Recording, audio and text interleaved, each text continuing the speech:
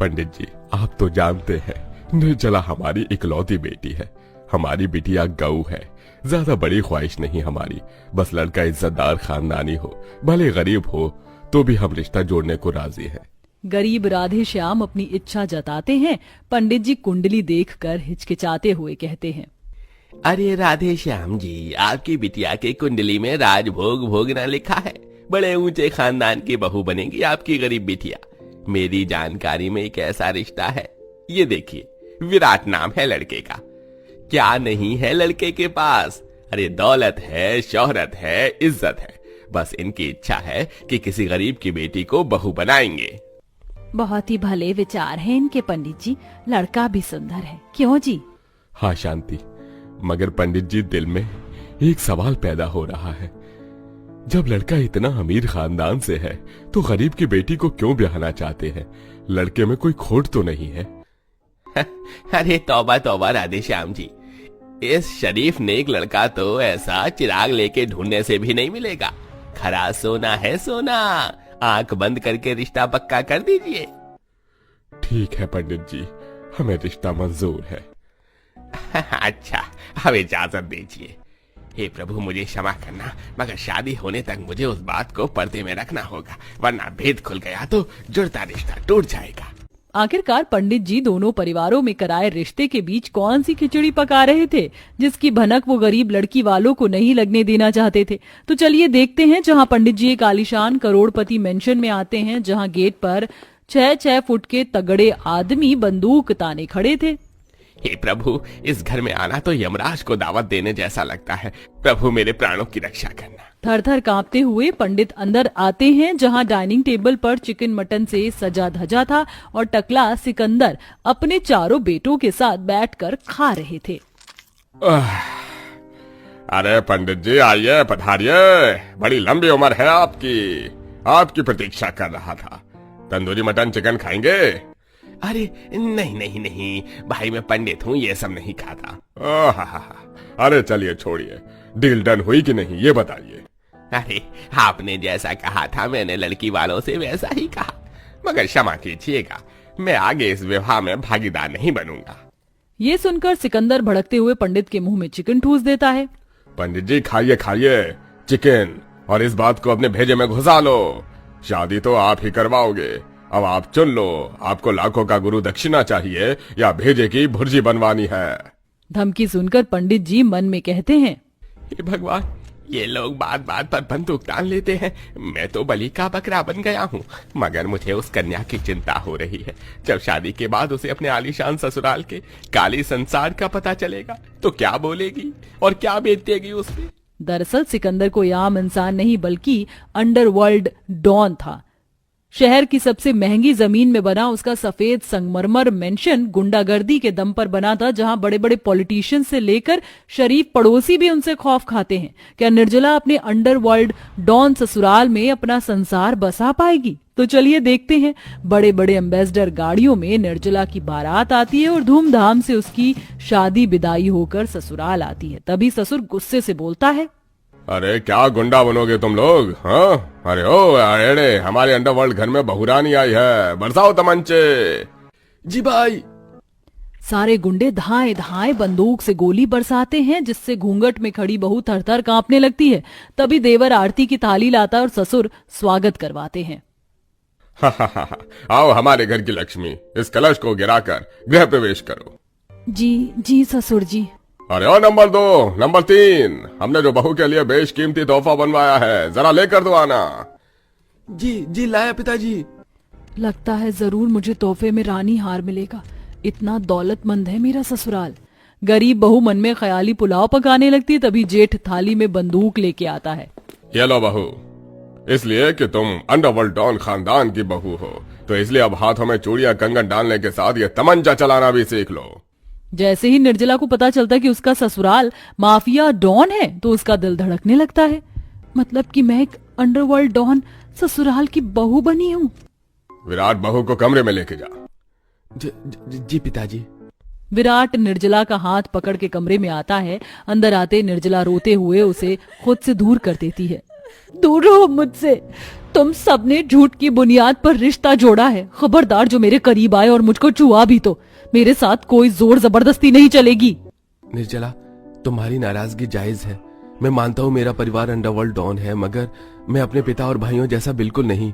मर्द को सुधारना और बिगाड़ना औरत के हाथ में होता है। अगर आज मेरे घर में औरतों का साया होता तो मेरे भाई पिता ऐसे नहीं होते। मैं तुम्हारे आगे हाथ जोड़कर विनती करता हूँ, मेरा घर बसा दो। ऐसा कहते हुए विराट की आंखें नम हो जाती हैं, जिससे निर्जला का दिल पिघल जाता है। अगली सुबह घर के मंदिर में सुबह सुबह आरती की आवाज गूंजती है। ओम जय जगदीश हरे, स्वामी जय जगदीश हरे, भक्त जनों के संकट क्षण में दूर करे। ओम जय जगदीश हरे। भजन की आवाज सुनकर पड़ोसी बातें करते हैं। अरे आज सूरज पश्चिम से कैसे निकल गया? इन अंडरवर्ल्ड डॉन के घर में बंदूक की जगह भजन कौन गा रहा है? अरे कल ही तो इन गुंडों के खानदान में नई नवेली बहू शादी रचा कर आई है, वही गा रही होगी। भजन की आवाज से सब मंदिर में आ जाते हैं। प्रणाम बाबूजी, प्रसाद लीजिए। हाँ, दो बहू। बाबूजी प्रसाद दोनों हाथ जोड़ कर लेते हैं। अरे भाभी, इतना झमेला काई को करने का? अब ये जल्दी से अपने के पंटर लोग को प्रसाद देने का। वैसे भी डेली इन्हीं छातों से गेम बजाने का होता है। देवर की बात करने का अंदाज देखकर ससुर उसे तमाचा जड़ते हुए कहता है। अबे ओ चिरकुट, ज्यादा लुच्चापन नहीं करने का। बहू की बात सिर आंखों पर। दे बहू प्रसाद। सब लोग प्रसाद लेकर खाते हैं, जिसके बाद निर्जला सबके लिए पहले रसोई में तरह तरह के व्यंजन बनाकर डरते डरते परोसती है। नाश्ते की टेबल पर भी चाकू छुरी पड़े थे। चलिए सब लोग शुरू कीजिए। ससुराल वालों के साथ साथ सभी गुंडों की टोली जमीन पर बैठकर खाने लगते हैं। तभी ससुर का दिल भर आता है। जुग जुग जीती रहो बहू, एकदम झक्कास खाना बनाया है। अंग्रेजी में क्या बोलते हैं ससुरा? हाँ, फैंटास्टिक। बताओ क्या चाहिए तुमको? सोना चांदी हीरा रुपया पैसे, जो भी जी में आए मांग लो। अगर मैं मांग भी लूं तो आप दे नहीं पाएंगे बाबूजी। निर्जला की बात सुनते ही उसका गुंडा जेठ गुस्से में लाल पीला होकर बोलता है। अरे ऐसी भी क्या चीज है जो हमारे अंडरवर्ल्ड डॉन पिता नहीं दे सकते हैं? इज्जत ससुर जी, आप लोग ये काले काम छोड़ दीजिए, मुझे कुछ नहीं चाहिए। अरे बस तुम लोगाइयों का यही लोचा अच्छा नहीं लगता है। अरे तभी तो पापा ये पत्नियां होती पनौती हैं, इसलिए मैंने शादी नहीं की। बाद में टांग अड़ाती हैं। अरे बहू, तुम मेरे घर की लक्ष्मी हो, मैं तुम्हारी कदर करता हूँ, मगर तुम्हें किस बात की कमी है? हमारे पास दौलत है, शौहरत है, इज्जत है। बड़े से बड़े एमएलए नेता हमको सलाम ठोकते हैं, इतनी इज्जत है हमारी। बाबूजी, लोग आप लोगों को इसलिए सलाम नहीं करते क्योंकि वो आपकी इज्जत करते हैं, बल्कि लोग आपसे डरते हैं। इज्जत कमाई जाती है। आप लोग जो कर रहे हैं वो सरासर गुंडागर्दी है। इस खून खराबे में कुछ नहीं रखा है। गरीब लोगों को सताकर उनकी मेहनत पसीने की कमाई छीनकर आप अपना काला संसार कब तक खुशहाल रखेंगे? एक दिन सब खाक हो जाएगा। ये सुनकर ससुर गुस्से में प्लेट पटक देते हैं। बस बहुत हुआ, और किसी की इतनी हिम्मत नहीं कि हमारे आगे चू कर जाए। बहू रानी, विराट समझाओ अपनी बीवी को, हमारे कामों को भड़क न ले। सारे मर्दाना गुस्सैल मिजाज में उठकर चले जाते हैं। इसी तरह हर दिन कोई न कोई बहू के शानदार अंडरवर्ल्ड ससुराल में आते पूरा दिन मार धाड़ और काली कमाई देखकर बहू अंदर ही अंदर घुटती रहती थी। फिर एक दिन बहू सहमी हुई पूछती है। पापा बता दीजिए खाने में क्या बना दूं? अरे बहू, खाना नहीं, जा के पैक बना ले। एकदम। हाँ जा, खड़ी क्या है? जी। बेचारी गरीब बहू सहमी हुई ससुर को शराब बना कर देती है। तभी ग्लास उसके हाथ से छूट जाता है। माफ कीजिएगा, गलती से हो गया। पता है तुम्हें कितना नुकसान कर दिया है? एक बोतल कितने हजार की थी, अब भरपाई क्या तेरा गरीब बाप करवाएगा? औकात तो एक अठन्नी देने की नहीं उसकी। इतने ताने के बाद बहू तिल मिलाकर करारा जवाब देती है। बस ससुर जी, बस। कितने दिनों से मैं सबर का घूंट पी रही थी, और नहीं माना कि मेरे माता पिता ने कुछ नहीं दिया। वो गरीब है, लेकिन फरेबी और गुंडे का खानदान नहीं है। मैंने आप लोगों को बदलने की हर संभव कोशिश कर ली। अब मैं इस अंडरवर्ल्ड डॉन ससुराल में नहीं रह सकती हूँ। इस काले संसार में मेरा दम घुटता है। मुझे आप लोगों से भी डर लगता है। आप लोगों ने झूठ की बुनियाद पर रिश्ता जोड़ा, वरना कोई भी गरीब से गरीब बाप भी इस अंडरवर्ल्ड डॉन घर में अपनी बेटी नहीं देता। ये कहते हुए गरीब बहू जोर जोर से रोने लगती है और अपने मायके चली जाती है।